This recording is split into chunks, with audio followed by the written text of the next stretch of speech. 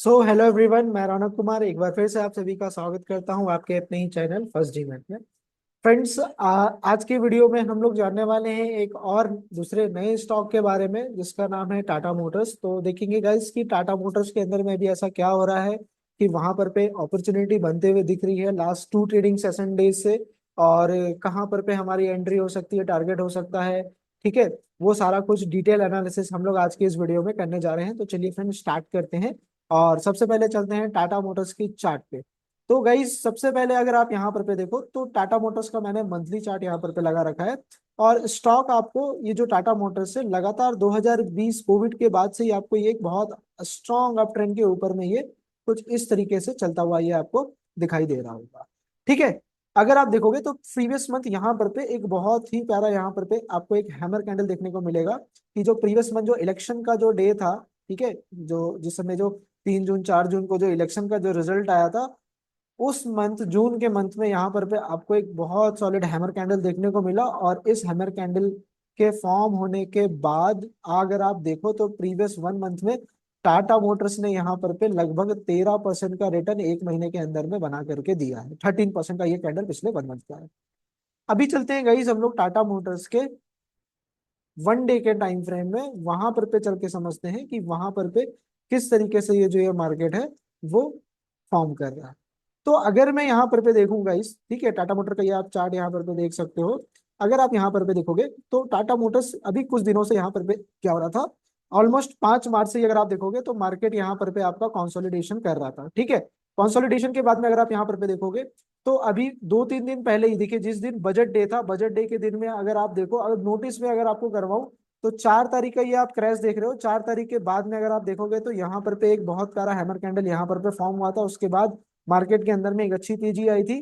फिर जिस दिन 4 तारीख को, जिस दिन हमारा सॉरी जो बजट वाला डे था अभी हमारा कुछ दिन पहले, 23 जुलाई को, उस दिन भी आप देखो तो उस दिन भी मार्केट के अंदर में पहले फॉलिंग आई और 3 बजे तक में मार्केट जो है वो रिकवर कर गया और वहां पर पे भी मूविंग एवरेज के ऊपर। और इस तरीके से आप देखोगे तो ट्रेंड लाइन के ऊपर में यहाँ पर पे रीटेस्ट करता हुआ ये कैंडल हैमर कैंडल बनाया और जबरदस्त तेजी के साथ में यहाँ पर पे मार्केट भागा। अभी आप देखोगे तो अगेन फिर से लास्ट फ्राइडे को यहाँ पर पे एक बहुत प्यारा हैमर कैंडल यहाँ पर पे बना हुआ है। तो इससे गाइस क्या समझ में आ रहा है कि ये जो विक्स बार बार ये इस तरीके से जो बन रहे हैं, टाटा मोटर्स के लिए अच्छी चीजें मुझे साबित हो रही है कि टाटा मोटर्स का जो प्राइस है गाइस थोड़ा सा अभी और जो है वो बुलिश हो सकता है। क्योंकि इसके चार्ट को अगर आप देखोगे यहाँ पर पे, तो यहाँ पर पे अगर आप देखो तो एक आपका यहाँ पे क्या था, ये रेजिस्टेंस एरिया था। ठीक है, और वॉल्यूम की अगर आप बात करो तो वॉल्यूम अगर आप यहाँ पे देखोगे तो वॉल्यूम धीरे धीरे करके यहाँ पर पे आपको स्टॉक के अंदर में इंक्रीज होता हुआ दिखाई दे रहा है। यहाँ पर पे पहले हैमर, उसके बाद फिर ब्रेकआउट, ब्रेकआउट के बाद फिर से नेक्स्ट ट्रेडिंग सेशन में यानी कि फ्राइडे को ये थर्सडे का ब्रेकआउट था और ये 26 जुलाई फ्राइडे का ब्रेकआउट था। तो यहाँ पर पे अगर आप देखोगे तो फाइनली ये जो मार्च का जो आपका रेजिस्टेंस था, जो कि लगभग 4 महीने के बाद ये क्या किया है, यहाँ पर पे ब्रेकआउट दिया है। तो अब ब्रेकआउट तो मिल चुका है गाइस, अब यहाँ पर पे करना क्या है, तो करना बस इतना है कि अभी यहाँ पर पे हमें अपनी एंट्री और इसका नेक्स्ट जो टारगेट जो हो सकता है वो हमको यहाँ पर पे देखना पड़ेगा। सो बेसिकली अगर आप देखोगे तो अगर इन फ्यूचर मेरे को ये लेवल मिलता है, क्योंकि जो लेवल पहले मेरा एक रेजिस्टेंस था, अभी ब्रेकआउट होने के बाद में यही लेवल मेरा एक सपोर्ट का काम करेगा।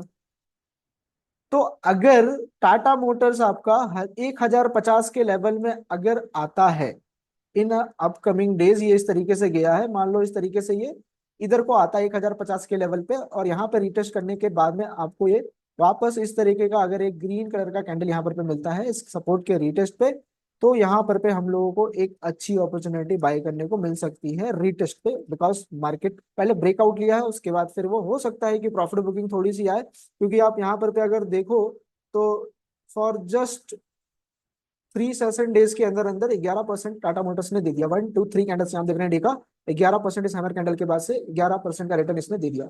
तो अगर ध्यान में रखिएगा लेवल कि 1050 के लेवल तक अगर ये स्टॉक आता है तो यहाँ पर पे आप थोड़ी सी क्वांटिटी अपनी यहाँ पर पे ऐड ऑन कर सकते हो छोटे से स्टॉप लॉस के साथ में। दूसरा, यहाँ पर पे हम क्या कर सकते हैं गाइस कि हम अगर यहाँ पर पे फ्रेश एंट्री अपनी बनाते हैं इस हैमर कैंडल के हाई पर पे इस तरीके से, तो उस केस में हमारा स्टॉप लॉस ये वाला ब्रेकआउट कैंडल का लो होने वाला है और सीधा हम लोग 1:2 का टारगेट यहाँ पर पे अगर हम लोग लेकर के चले 1:2। ओके, ये मैंने यहाँ पे आप देख सकते हो 1:2 का यहाँ पर पे रिस्क टू रिवॉर्ड यहाँ पर पे सेट कर दिया है। ठीक है, तो मेरा जो यहाँ पर पे गाइस जो टारगेट है वो टारगेट निकल करके आ रहा है लगभग 1300। एक सेकंड गाइस, एक सेकंड, इसको कट करते हैं पहले। ओके, तो यहाँ पर भी जो टारगेट निकल आ रहा है वो 1317, यानी कि आप राउंड फिगर में आप लेके चलो 1300, 1310, 1315। ठीक है, 1300 का लेवल यहाँ पर पे आता हुआ मुझे टाटा मोटर्स के अंदर में अपकमिंग डेज या अपकमिंग वीक्स कह लो, इसके अंदर में मुझे दिख रहा है। ऐसी अपॉर्चुनिटी दिख रही है इसके अंदर में। और टाटा मोटर्स क्या करता है गाइस, किसी को भी बताने की जरूरत नहीं है, बहुत ही उम्दा स्टॉक है ये। और यहाँ पर पे अगर मैं रिटर्न्स की बात करूं तो ऑलमोस्ट आप यहाँ पर पे देख सकते हो कि अगर हैमर कैंडल के हाई से अगर मैं बाय करता हूँ तो 17%, और अगर ये सपोर्ट मिल जाए तो यहाँ से लगभग लगभग 25% का रिटर्न मुझे टाटा मोटर्स के अंदर में दिख रहा है। ऑलरेडी देखो स्टॉक जो है वो 1118 रुपए के भाव पे क्लोज हुआ है। 1300 रुपए हिट होने में मुझे नहीं लगता कि टाटा मोटर्स को ज्यादा समय लगेगा। तो ये तो थी गाइज इसकी टेक्निकल एनालिसिस की बात, कि चार्ट किस तरीके से परफॉर्म कर रहा है, कैंडल किस तरीके से बिहेव कर रहे हैं, क्या हो रहा है, ब्रेकआउट हो रहा है, वॉल्यूम आ रहे हैं कि नहीं। अब चलते हैं इसके थोड़े से हम लोग फंडामेंटल्स की तरफ में। तो फंडामेंटल्स में अगर आप देखोगे गाइज तो इसका जो मार्केट कैप है वो 4.11 ट्रिलियन, लगभग की 4,11,000 करोड़ का इसका मार्केट कैप है। और पी रेशो के हिसाब से देखोगे तो एकदम अंडर वैल्यूड कैटेगरी में आ रहा है, यानी कि 13.40 का इसका पी आ रहा है यहाँ पर पे। तो पी रेशो गाइस यहाँ पर पे इस स्टॉक का बहुत ही अच्छा चल रहा है, मार्केट कैप के हिसाब से भी लार्ज कैप में है। और यहाँ पर पे क्वार्टर रिजल्ट्स की अगर आप बात करोगे तो हर क्वार्टर में इसने इम्प्रूवमेंट दिया है।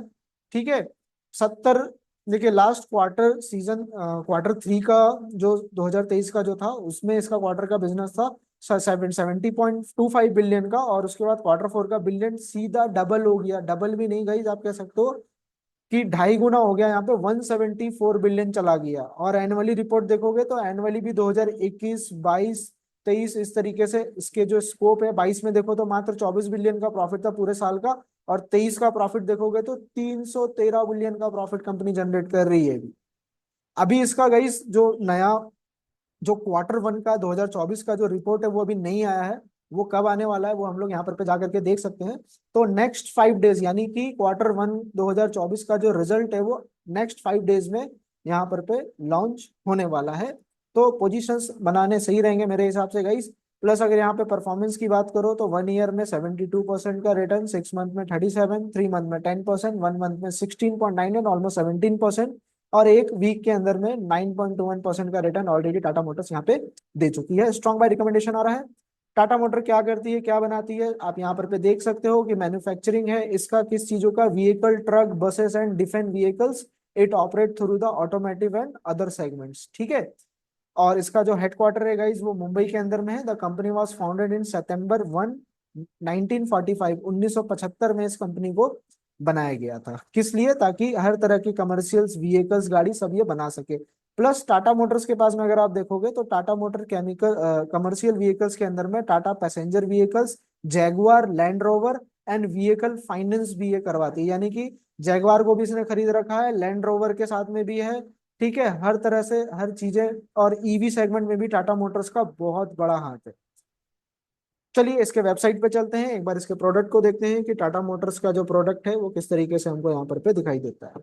तो ये रहा गाइज इसका वेबसाइट, आप देख सकते हो टाटा मोटर्स का ये वेबसाइट है। अभी टाटा मोटर्स ज्यादातर फेमस हुआ है अपने ईवी सेगमेंट्स को लेकर के, यानी कि बहुत पावरफुल और खूबसूरत स्टाइलिश जो कार्स वगैरह जो ये बना रहे हैं। ठीक है, चाहे बसेस हो या फिर ट्रक्स हो, ठीक है, फैमिली हो, फैमिली गाड़ियां हो, चाहे कमर्शियल हो, हर तरह की चीजें टाटा मोटर्स बनाती है। आप हर जगह टाटा मोटर्स के एडवर्टीजमेंट्स आप देख सकते हो, तो हर कैटेगरी के यहाँ पर पे आपको जो प्रोडक्ट्स है वो देखने को मिल जाते हैं टाटा मोटर्स के अंदर में। तो इसका वेबसाइट है, आप विजिट करें वेबसाइट के अंदर में, और इसके क्या क्या फीचर्स है, अपकमिंग फीचर्स क्या है, जैसे कि इलेक्ट्रिकल एडवांटेज की क्या क्या फीचर्स हैं, और किस तरीके से जो है जो कंपनी वो नए नए इंप्रूवमेंट्स कर रही है अपने प्रोडक्ट्स के अंदर में, और मेजर सेगमेंट्स इसका क्या है, वो पूरा का पूरा आप डिस्क्रिप्शन यहाँ पर पे आकर के देख सकते हैं। और 77 सालों से, लास्ट 77 ईयर से टाटा मोटर्स और टाटा ग्रुप जो कंपनी है, JRD टाटा, आप यहाँ पर पे देख रहे होंगे, JRD टाटा ने इस पूरे संस्था को स्टार्ट किया था। JRD टाटा जी जो टाटा कंपनी के हेड थे, मेन मालिक, उसके बाद में फिर रतन टाटा बने जो अभी भी प्रेजेंट में है। ठीक है, तो Tata Motors no guys doubt बहुत बढ़िया स्टॉक है। इसके फंडामेंटल्स को भी अगर हम लोग थोड़ा सा और एनालिसिस यहाँ पर पे हम लोग करें, तो टाटा मोटर्स स्किनर के अंदर मैं ओपन करूं तो आप यहाँ पे देख सकते हो इसका जो मार्केट कैप चल रहा है वो 4,10,621 करोड़ का है। स्टॉक का पी मात्र 12 है यहाँ पर पे, फेस वैल्यू भी 2 का है। यानी कि फेस वैल्यू और पी के हिसाब से ये स्टॉक अंडर वैल्यूड कैटेगरी में आ रहा है। आरओसी बहुत जबरदस्त है 20.1, और आरओई जो है इसका 49.4% है। कंपनी ने किसी भी तरह का यहाँ पर पे प्लेज नहीं करके रखा हुआ है। प्रॉफिट ग्रोथ तो देखोगे तो ओ माय गॉड यहाँ पर पे 1266% का प्रॉफिट ग्रोथ है इस स्टॉक के अंदर में पिछले एक साल में। सेल्स ग्रोथ में भी यहाँ पर इम्प्रूवमेंट है 26.6%।